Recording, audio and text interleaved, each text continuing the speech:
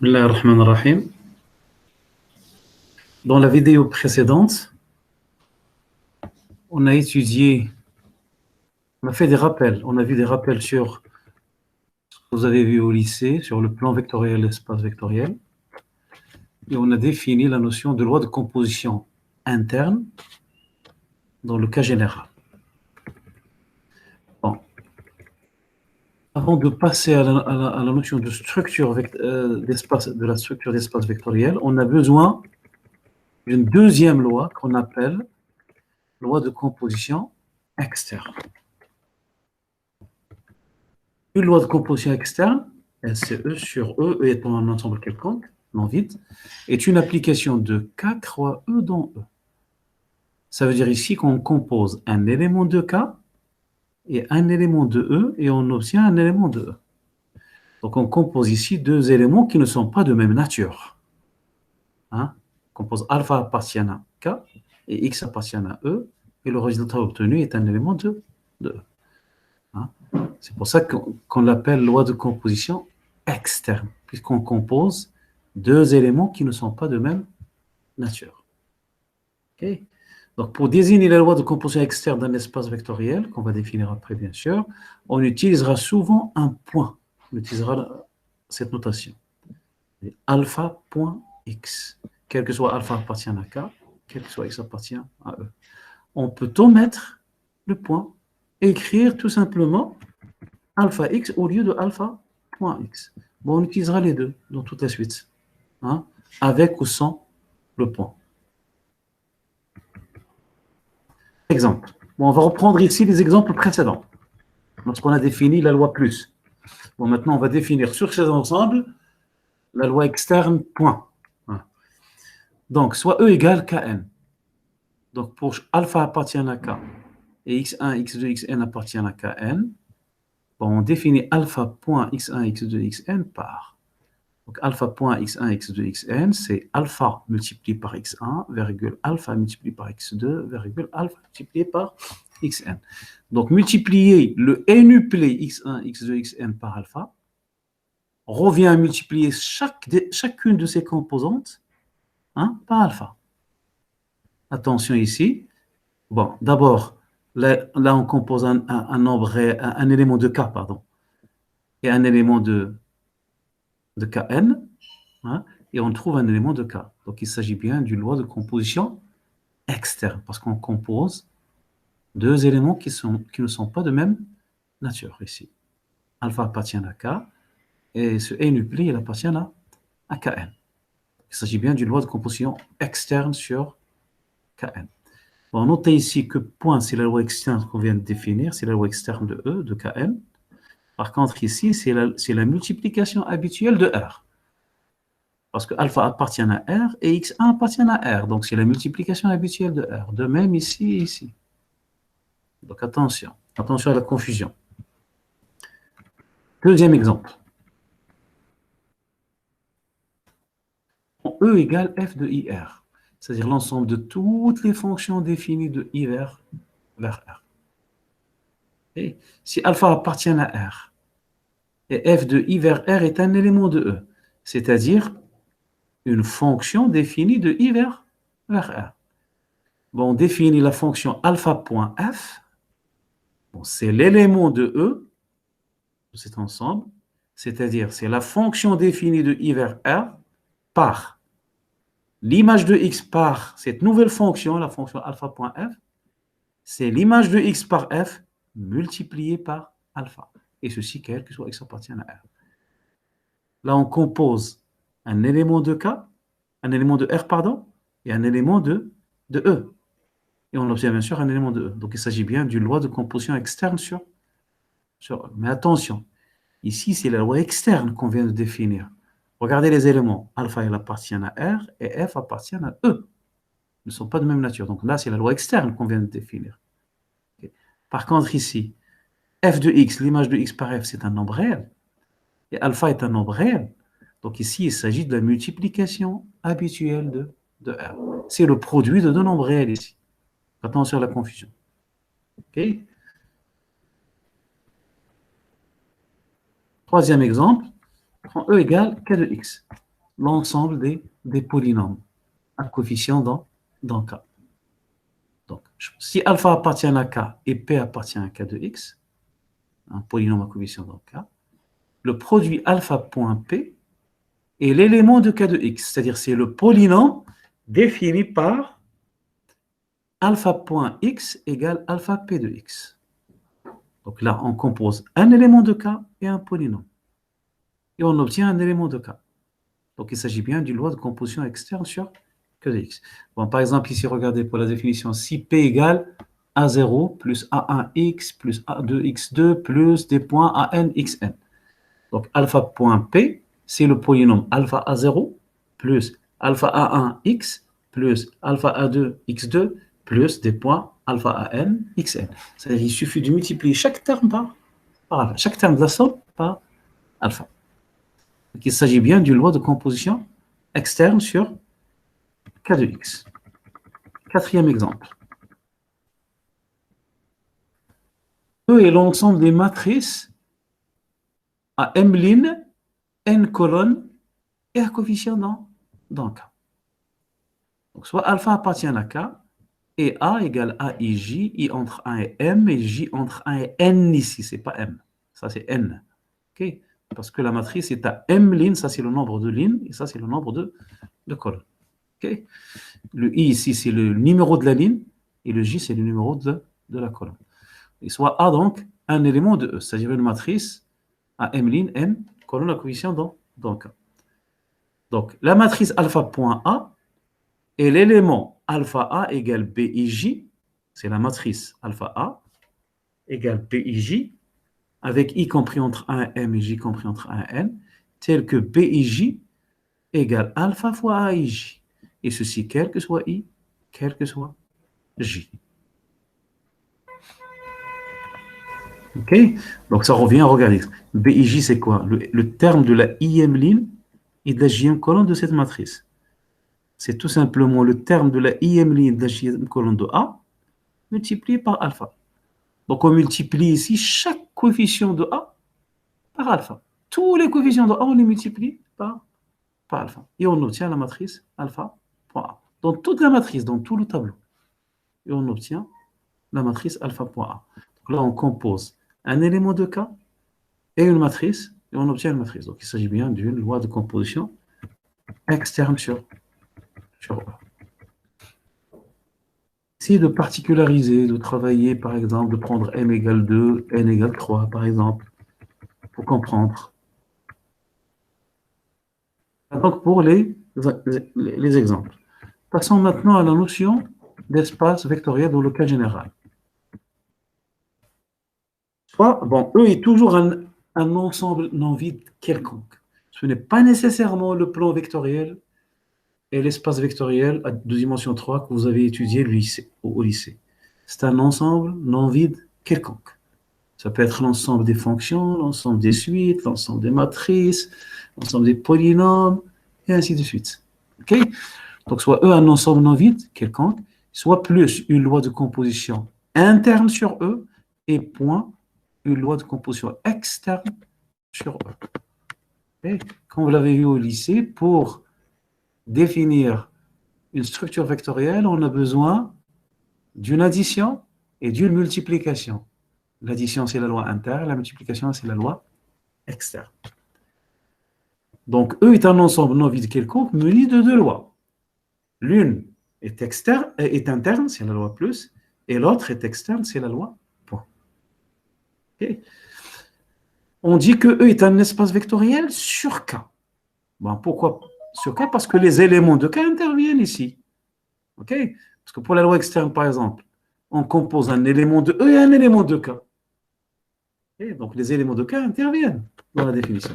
Donc, on dit que E est un espace vectoriel sur K, ou tout simplement, E est un K espace vectoriel.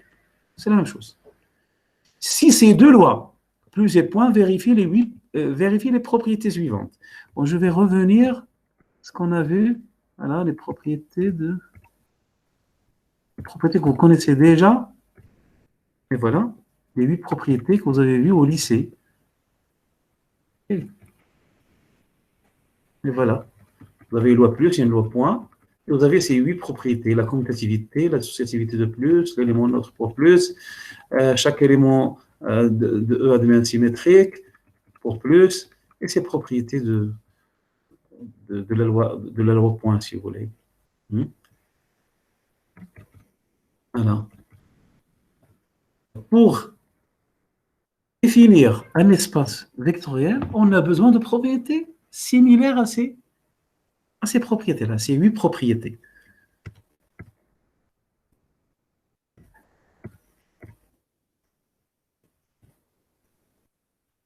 Voilà, je m'excuse.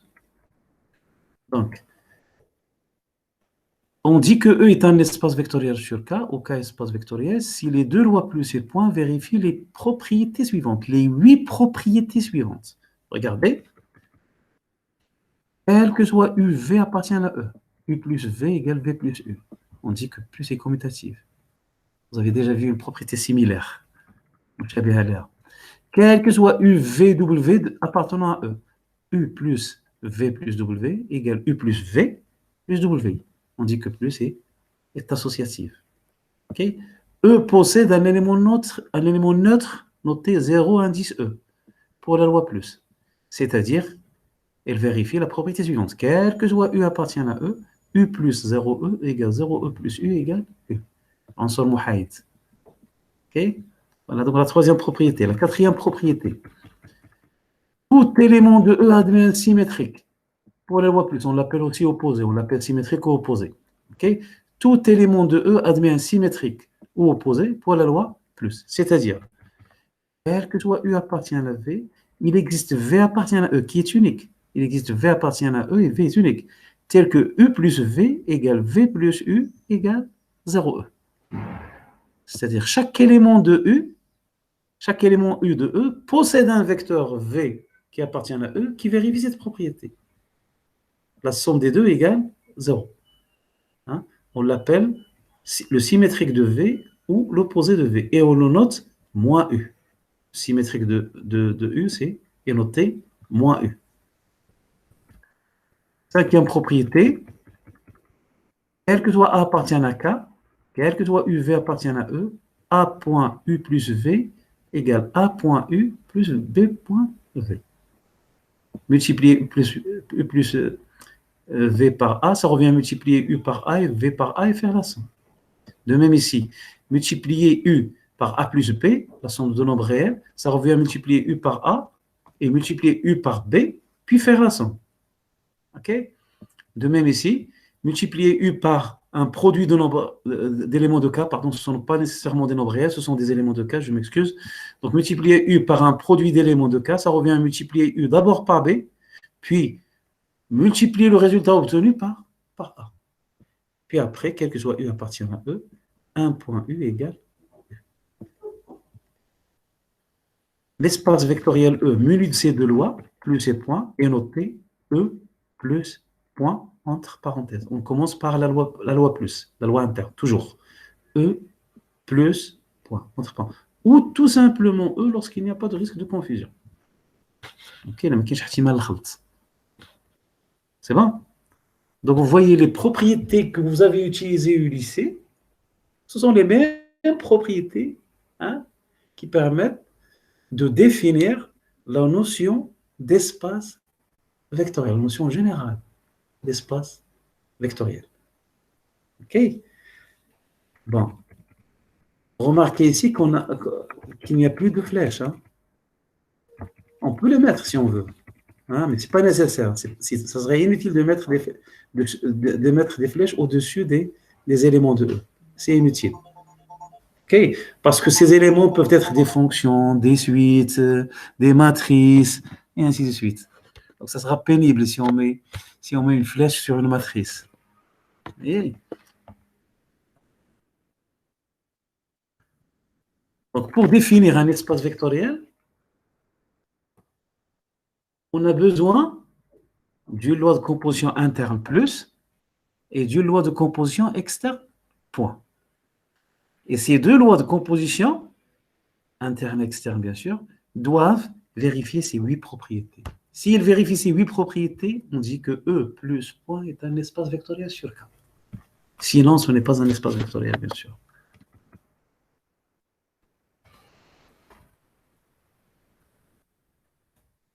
Les éléments de E sont appelés vecteurs. Donc, les vecteurs, ce sont les éléments de l'espace vectoriel.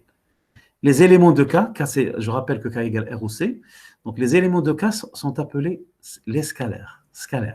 Donc, les scalaires sont les éléments de K. Les vecteurs sont les éléments de l'espace vectoriel. E est un espace vectoriel sur K. OK? Lorsqu'il n'y a pas de risque de confusion, l'élément neutre 0E de E est tout simplement noté 0. On peut le noter 0 comme ça. C'est-à-dire on peut omettre l'indice E.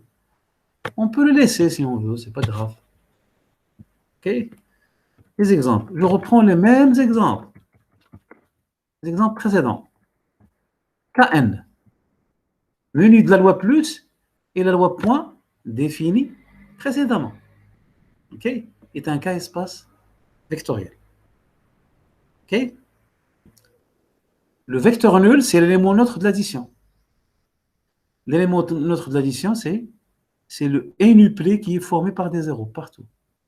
C'est évident parce que x1, x2, xn plus 0, 0, 0, 0, c'est x1 plus 0, virgule, x2 plus 0, virgule, des points, xn plus 0. Donc ça donne x1, x2, xn.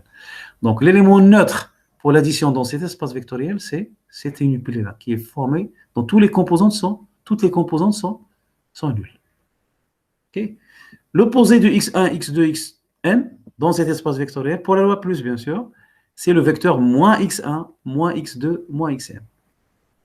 Attention ici, x1, x2, xn sont des éléments de K. Par exemple, si K égale R, x1 appartient à R, et moins x1, c'est l'opposé de x1. De même pour x2, x3 et xn. De même si K égale C. Okay? Donc l'opposé du vecteur x1, x2, xn, c'est le vecteur moins x1, moins x2, moins xn. Par exemple, l'opposé du vecteur 1, 0, 0, 0, 0. OK? C'est le vecteur moins 1, 0, 0, 0, 0. Et ainsi de suite. Parce que la somme des deux, c'est le vecteur nul, c'est-à-dire c'est 0, 0, 0, 0, 0. Okay. Deuxième exemple. Je prends l'ensemble des fonctions. Toutes les fonctions définies de I vers R, où I est un intervalle non vide. I est un intervalle non vide de R. Alors, on a déjà défini une loi plus dans E, la somme de deux fonctions, F plus G, hein, et une loi externe, alpha point F. Ces deux lois munissent cet ensemble-là d'une structure d'espace vectoriel sur R ici. Ce n'est pas sur K, sur R. OK? Bon, pardon, je reviens ici. Allez, au premier exemple. Par exemple, je prends R2. R2, c'est l'ensemble des couples XY, avec X appartient à R, Y appartient. R2 est un espace vectoriel sur R. Je prends C2. C2, c'est C croix C. C'est l'ensemble des couples X, Y, tel que X appartient à C, Y appartient à C. C2 est un espace vectoriel sur C. Rn.